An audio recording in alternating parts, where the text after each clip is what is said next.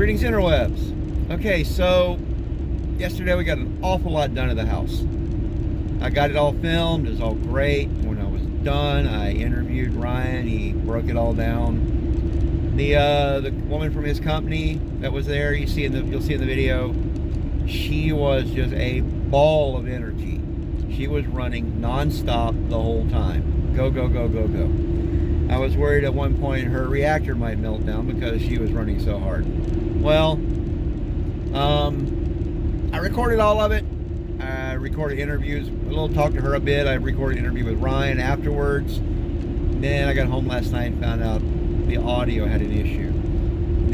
Somehow the microphone had come slightly unplugged. Not all the way. If it had been all the way unplugged, the camera on the microphone on the camera, excuse me, hadn't had enough caffeine yet. That microphone would have picked up all the audio.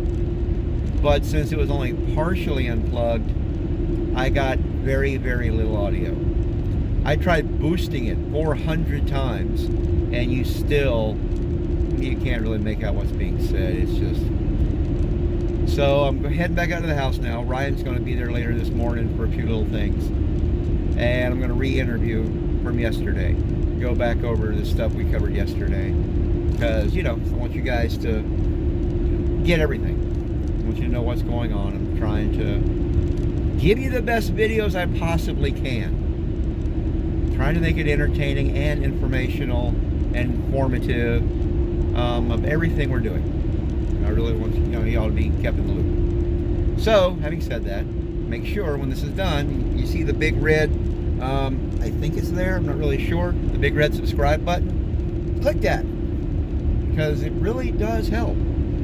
It does a lot of good for the channel. The more subscribers, the more YouTube pays attention. So yeah, if you would, hit the little like button, hit the little subscribe button, and if you like, hit the little bell icon. Then you'll get notifications when a new video pops up. It won't just be in your list. It'll actually notify you, hey, the new Horton home put out a new video, go check it out.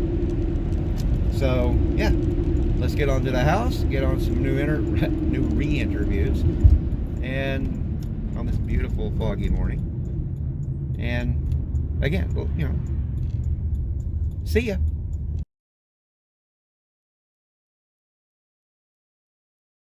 Greetings, interwebs. Well, we're heading back out to the house. Gotta do a little more cable. No, don't worry. It's not a cable video. They came out to do the inspections, and apparently the inspector didn't like some of my cable work. He wants it nailed to the studs like electrical wire.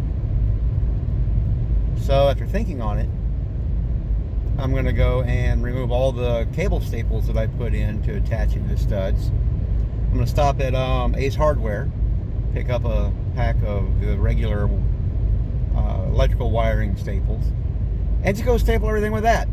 I'll do it the exact same way the electrical wire is done, just not hammering it down tight and hard, because that, as I've said before, will destroy the cable.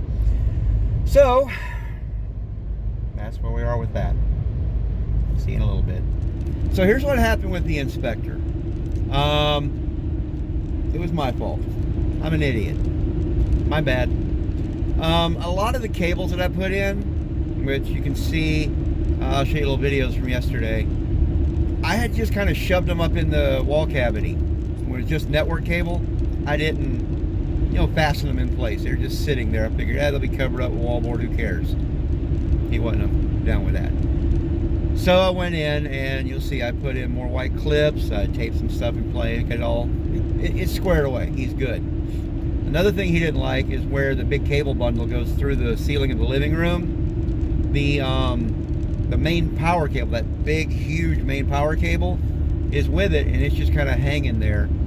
It's not allowed to be just hanging there. It's got to be supported.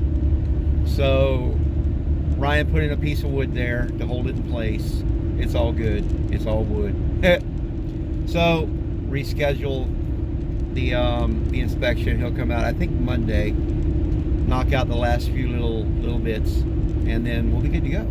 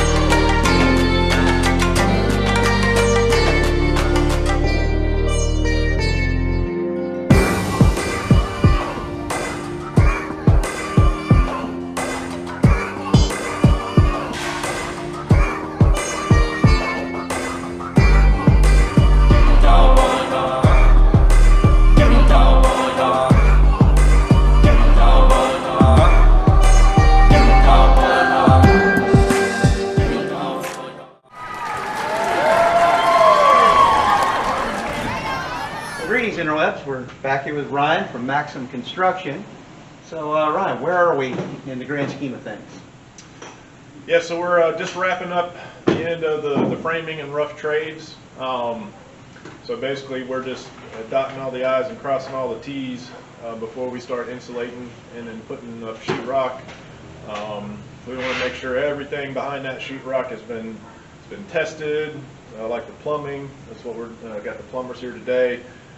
Just making sure that all those pipes inside the walls aren't leaking. All of our wires are run and secured. Any little gaps that we have in the sheathing or any of that stuff is all sealed up. We installed a couple of exterior doors, a swinging garage door and the front door.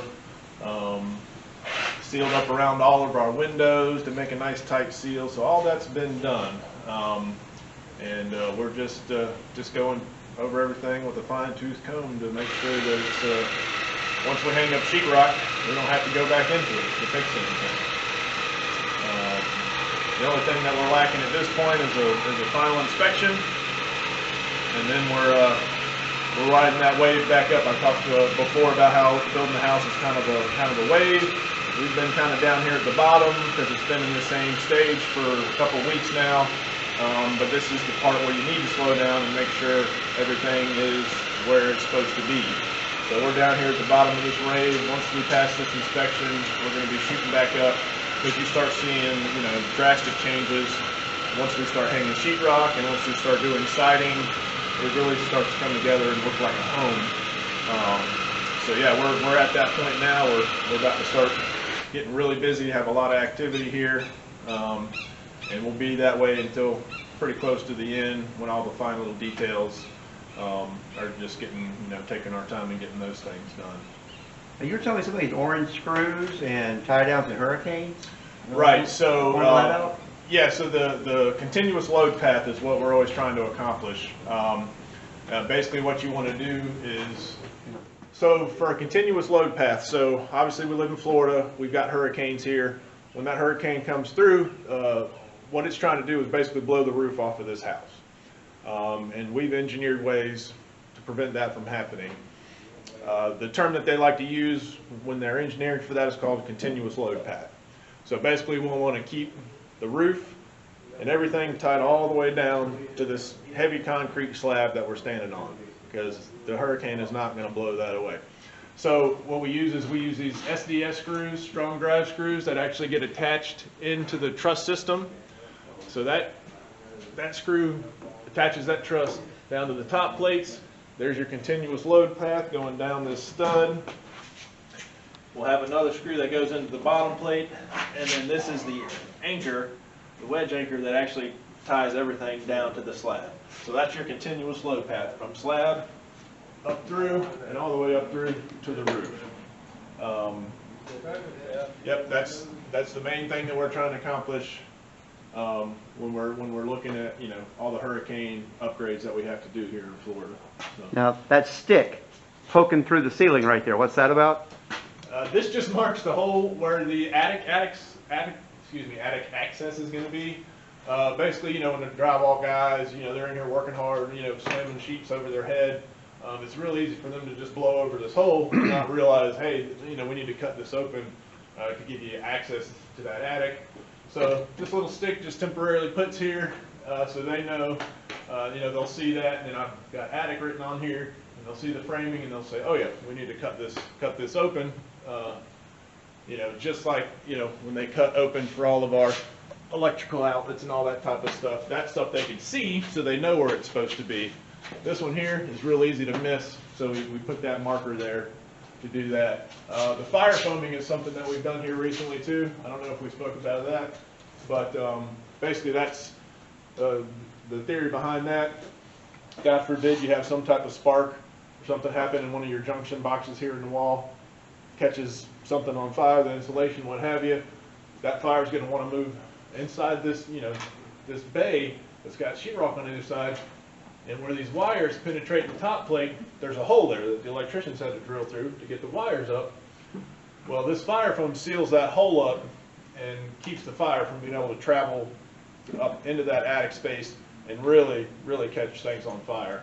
So the the purpose of the fire foam is basically to slow down that fire and give you time to, try to put it out before it gets up into the attic, where it can just, it can spread really rapidly. So the foam you've got around the doors and windows is yellow, and that's orange. There's two different types of foam. This is the orange has a fire retardant built into it. It acts just the same as the yellow foam that's, around the doors and windows. That great stuff that you see people use a lot. It's the same. It works the same. The orange has just got a fire retardant in there that protects it against the heat. Well, cool. Thanks very much. Happy to do it. Forward to the next steps. Yeah, like I said, the next steps from here is you're really going to see this house kind of turn into a home. Right now you can see from here to the other side of the house because there's no drywall up. Once the sheetrock goes up, now all of a sudden you can start to see your spaces take shape. And then obviously the outside, once the siding starts going up, it's just a beautification process that happens during that just transforms the place and makes it look like a home. Cool. Thank you very much. Yeah, man, happy to do it. Well, greetings, interwebs. That was officially a long day. We did get a lot done. The lady doing the cleaning, she is just an energetic fireball. She did not stop. She was running at 110% capacity all day, or your reactor might melt down. And of course, Ryan doing his thing, getting a lot of just stuff tied up, little things, nuts and bolts kind of stuff to get ready for the final inspection, which I believe comes, I think he said Monday. Then we can blast away on siding, insulation, drywall, boom, boom, boom, boom, boom. Things will move super fast then. So I am tired. It's been a very long day. I'm all out of rip it. I'm going home. And my daughter, my wonderful daughter, called, asked if I would like her to go pick something up for me. So she's picking up a Moe's burrito bowl for me. I am just too tired to cook. So, until next week, be seeing you.